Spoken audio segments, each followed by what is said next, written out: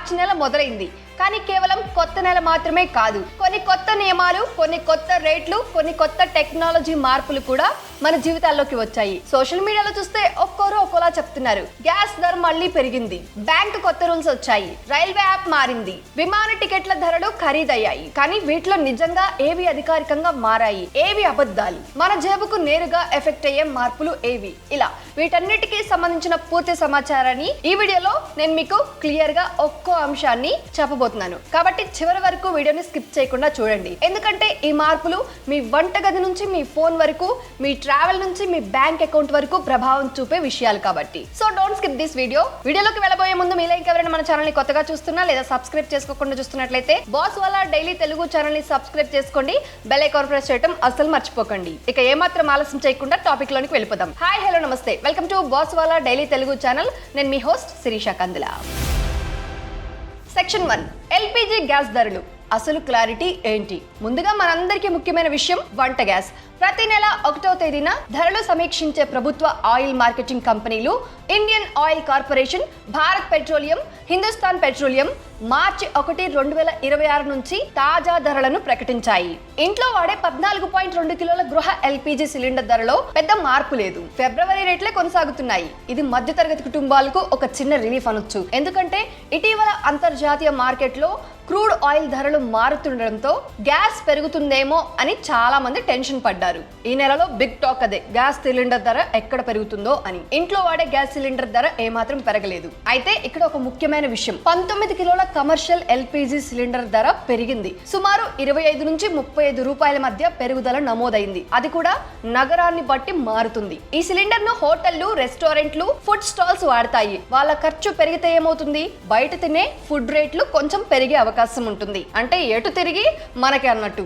అంటే మన ఇంటి గ్యాస్ సిలిండర్ ధర పెరగకపోయినా హోటల్ బిల్ మాత్రం పెరగొచ్చు. ఇది డైరెక్ట్ గా కాకపోయినా ఇండైరెక్ట్ గా మన ఖర్చుపై ప్రభావం చూపుతుంది. ఇక్కడ ఒక క్లియర్ పాయింట్, ప్రభుత్వం నేరుగా గ్యాస్ ధర నిర్ణయించదు. అంతర్జాతీయ క్రూడ్ ఆయిల్ ధరలు, డాలర్ ఎక్స్చేంజ్ రేట్, ట్రాన్స్పోర్ట్ ఖర్చులు ఇవన్నీ కలిసి కంపెనీలు ధరలను నిర్ణయిస్తాయి. సెక్షన్ 2, ఏటీఎఫ్ ధరలు. నిజంగా విమాన టికెట్ల యొక్క ధరలు పెరగబోతున్నాయా? ఇప్పుడు ట్రావెల్ చేసే వాళ్ళకు ఇది చాలా ఇంపార్టెంట్ విషయం. మనం ఫ్లైట్ టికెట్ బుక్ చేస్తున్నప్పుడు ఎందుకు ఒక్కో రోజు ఒక్కో రేట్ అని ఆశ్చర్యపోతుంటాం కదా. అందులో పెద్ద రోల్ ప్లే చేసే అంశం ఏటీఎఫ్, ఏవియేషన్ టర్బైన్ ఫ్యూయల్. విమాన కంపెనీల ఖర్చులో దాదాపు 35% నుంచి 45% వరకు ఇంధనం ఖర్చే ఉంటుంది. ఇప్పుడు మార్చి 2026 నుంచి ఏటీఎఫ్ ధరలు పెరిగాయి. ఢిల్లీ, ముంబై, చెన్నై, కోల్కతా వంటి మెట్రో నగరాల్లో కిలోమీటర్ కు ₹1000 పెరుగుదల నమోదైంది. ఇది మనం పెట్రోల్ లాగా రోజు చూసేది కాదు, కానీ ఎయిర్లైన్స్ కు ఇది పెద్ద బిల్. ఉదాహరణకి ఒక విమానం రోజుకు 5 నుంచి 6 రౌండ్లు చేస్తే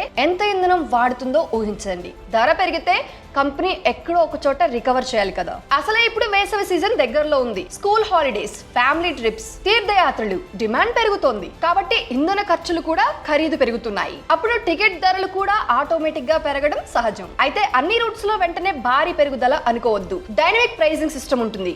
డిమాండ్ ఉన్న రూట్స్ లో ముందుగా రేట్లు పెరుగుతాయి. కాబట్టి ట్రిప్స్ ప్లాన్ చేసుకునే వాళ్ళు ముందుగా బుక్ చేసుకుంటే సేవ్ అవుతారు. ఇంకో విషయం, అంతర్జాతీయ ఫ్లైట్స్ పై కూడా ప్రభావం ఉంటుంది. ఎందుకంటే అంతర్జాతీయ క్రూడ్ మార్కెట్ మార్పులు ఏటీఎఫ్ మీద నేరుగా పడతాయి. అర్థమైందా అండి? ఇక సెక్షన్ 3, యూటీఎస్ యాప్ ముగింపు. రైల్ 1 ఎందుకు తీసుకొచ్చారు చెప్తా చూడండి. ఇప్పుడు రైల్వే ప్రయాణికులకు చాలా పెద్ద మార్పు. చాలా మంది ఇప్పటికీ అడుగుతున్నారు, యూటీఎస్ యాప్ ఓపెన్ కావడం లేదు ఎందుకు అని. దానికి రీజన్స్ ఇవే. ఇండియన్ రైల్వేస్ ఇప్పుడు టెక్నాలజీని కాస్త సింప్లిఫై చేయాలని నిర్ణయించింది. ఇంతవరకు జనరల్ టికెట్ కోసం యూటీఎస్ యాప్, రిజర్వేషన్ కోసం ఐఆర్సిటిసి వెబ్సైట్, పిఎన్ఆర్ స్టేటస్ కోసం ఇంకో చెక్, ఇలా చాలా విడివిడిగా ఉండేవి. అందుకే ఇప్పుడు రైల్ 1 అనే యునైటెడ్ యాప్ తీసుకొచ్చారు. ఈ యాప్ లో మీరు general ticket, platform ticket, reservation వివరాలు, PNR status, live train location, train time table, ఇలా అన్ని ఒకే చోట చూడగలుగుతారు. ఇది ఎందుకు మంచిదంటే ఒకే లాగిన్ తో అన్ని సర్వీసులు అందుబాటులో ఉంటాయి. రెగ్యులర్ ట్రావెలర్స్ కు టైం సేవ్ అవుతుంది.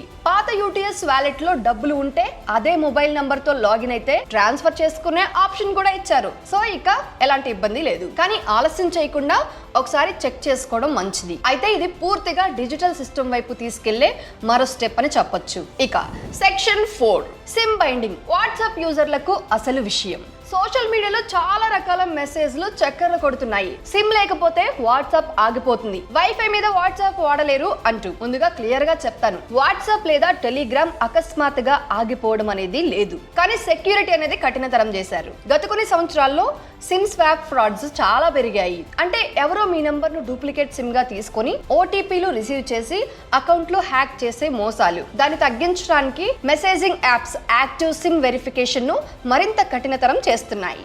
అంటే మీరు చాలా కాలం సిమ్ కార్డ్ గనక వాడకపోతే డీయాక్టివేట్ అయితే కొత్త ఫోన్ లో వెరిఫై చేసేటప్పుడు సమస్యలు రావచ్చు. కాబట్టి మీ మొబైల్ నంబర్ ను యాక్టివ్ గా ఉంచడం, కేవైసీ అప్డేటెడ్ గా ఉంచడం మంచిది. ఇది భయపడాల్సిన విషయం కాదు, ఇది మొబైల్ యూజర్ సెక్యూరిటీ కోసం తీసుకున్న స్టెప్, మంచి స్టెప్ అని చెప్పొచ్చు. ఇక నెక్స్ట్ సెక్షన్ 5, బ్యాంక్ హాలిడేలు ఏమేం జాగ్రత్తలు తీసుకోవాలి చూసేద్దామా. మార్చి నెలలో హోలీ, గుడి పాడ్వా, ఉగాది, రామనవమి వంటి పండుగల కారణంగా రాష్ట్రాల వారీగా బ్యాంక్ హాలిడేలు ఉంటాయి. ఈ హాలిడే లిస్ట్ ను రిజర్వ్ బ్యాంక్ ఆఫ్ ఇండియా విడుదల చేస్తుంది. ఇక్కడ ముఖ్యమైన విషయం, ప్రతి రాష్ట్రంలో అన్ని రోజులు హాలిడే కాదు. మీకు చెక్ క్లియర్ చేయాలి, లోన్ డాక్యుమెంట్ సబ్మిట్ చేయాలి, ఫిక్స్డ్ డిపాజిట్ బ్రేక్ చేయాలి, ఇలాంటి బ్రాంచ్ సర్వీస్ అవసరమైతే ముందే ప్లాన్ చేసుకోవాలి. అయితే UPI, net banking, mobile banking పనిచేస్తాయి, కానీ ఆర్టీజీఎస్, ఎన్ఈఎఫ్టీ సెటిల్మెంట్ టైమింగ్స్ పై ప్రభావం ఉండొచ్చు. మార్చి చివరి వారంలో ఫైనాన్షియల్ ఇయర్ క్లోజింగ్ కూడా ఉంటుంది. ఆ టైంలో బ్యాంకులో రష్ ఎక్కువగా ఉంటుంది. సో బ్యాంకుకు సంబంధించి మీకు ఏం పనులున్నా ఈ హాలిడేస్, ఈ స్కెడ్యూల్స్ అంతా చూసుకొని త్వరగా కంప్లీట్ చేసుకోండి. ఇక సెక్షన్ 6, సిఎన్జి అండ్ పిఎన్ఆర్ అసలు పరిస్థితి ఏంటి? దీని గురించి చాలా ప్రచారం జరిగినప్పటికీ ఈసారి దేశవ్యాప్తంగా పెద్దగా సిఎన్జి షాక్ లేదు. కొన్ని నగరాల్లో లోకల్ లెవెల్లో చిన్న అడ్జస్ట్మెంట్లు ఉంటాయి, కానీ దేశవ్యాప్తంగా భారీ పెరుగుదల అధికారికంగా లేదు. సిఎన్జి వాహనదారులకు ఇది మంచి విషయం, ఎందుకంటే ట్రాన్స్పోర్ట్ ఖర్చు పెరగకపోతే ఆటో క్యాబ్ రేట్లపై పెద్ద ప్రభావం ఉండదు. ఇక పిఎన్జి, ఇంటికి వచ్చే పైప్ గ్యాస్ కూడా చాలా నగరాల్లో స్థిరంగా ఉంది, కాబట్టి ఈసారి ఇంధన సంబంధిత పెద్ద షాక్ లేదు. ఇక సెక్షన్ 7, ఫైనాన్షియల్ ఇయర్ ఎండింగ్ మీరు తప్పక చెక్ చేసుకోవాల్సినవి. మార్చి అంటే ఆర్థిక సంవత్సరం చివరి నెల. ఏప్రిల్ 1 నుంచి కొత్త ఫైనాన్షియల్ ఇయర్ మొదలవుతుంది. అందుకే మార్చి చివరిలోపు కొన్ని ముఖ్యమైన పనులు పూర్తి చేయాలి. Tax saving investment, eighty C limit వాడుకున్నారా? Health insurance premium, PF contribution, NPS investment, advance tax payment అంటే బిజినెస్ ఉన్న వారికి. చాలా మంది మార్చి 25 తర్వాత హడావిడి పడతారు. చివరి వారంలో వెబ్సైట్లు కూడా స్లో అవుతాయి, ఎందుకంటే అందరూ అప్పుడే యూజ్ చేస్తారు. ఆ వెబ్సైట్లన్నీ కూడా సర్వర్ బిజీ, నాట్ రెస్పాండింగ్ ఇలా వస్తూ ఉంటాయి. కాబట్టి ముందే ప్లాన్ చేసుకోవడం చాలా మంచిది, ప్లాన్ చేసుకోవాలి కూడా. ఇంకో విషయం, కొన్ని కంపెనీలు మార్చి నెలలో ఫైనాన్షియల్ ఆఫర్స్, డిస్కౌంట్లు ఇస్తాయి, ఎందుకంటే సేల్స్ టార్గెట్స్ పూర్తి చేయాలి కాబట్టి. అంటే మీరు స్మార్ట్గా ప్లాన్ చేస్తే సేవ్ చేసుకోవచ్చు కూడా.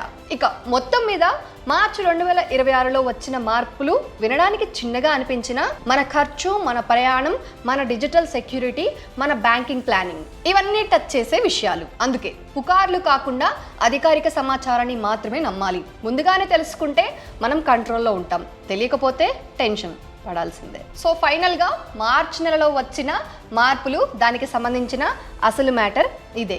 ఈ ఇన్ఫర్మేషన్ మీ అందరికీ ఉపయోగపడుతుంది అనుకుంటున్నాను. ఇలాంటి మరొక సరికొత్త ఇంట్రెస్టింగ్ సమాచారంతో మళ్ళీ మీ ముందుకు వస్తాను. అప్పటి వరకు మన బాస్ వాళ్ళ డైలీ తెలుగు ఛానల్లో చాలా రకాల ఇన్ఫర్మేటివ్ అప్డేట్స్ ఉంటాయి, వీడియోస్ ఉంటాయి. ఒక్కసారి మీరు మన ఛానల్ పేజ్ని విజిట్ చేసి చూడండి, మీకు తెలుస్తుంది ఎలాంటి వీడియోస్, ఎలాంటి ఇన్ఫర్మేషన్, ఎలాంటి అప్డేట్స్ ఉన్నాయి అని. సో మీరు చేయాల్సిన వీడియో చూసిన తర్వాత మీకు ఏమైనా డౌట్ ఉన్నా, లేకపోతే మీకు ఏమైనా ఇన్ఫర్మేషన్ అప్డేట్స్ కావాలి అన్నా జస్ట్ ఆ టాపిక్ నేమ్ని కామెంట్ చేయండి. నేను దానికి సంబంధించి బాగా రీసెర్చ్ చేసి వెరిఫైడ్ ఇన్ఫర్మేషన్ వీడియో రూపంలో మీకు అందించడానికి ప్రయత్నిస్తాను. అర్థమైందా అండి? ఇది వాళ్ళ మన అప్డేట్. ఇలాంటి మరొక సరికొత్త ఇంట్రెస్టింగ్ అప్డేట్ తో మళ్ళీ ముందుకు వస్తాను. Till then stay tuned to Bosswala daily Telugu channel. Signing off, Sirisha Kandula.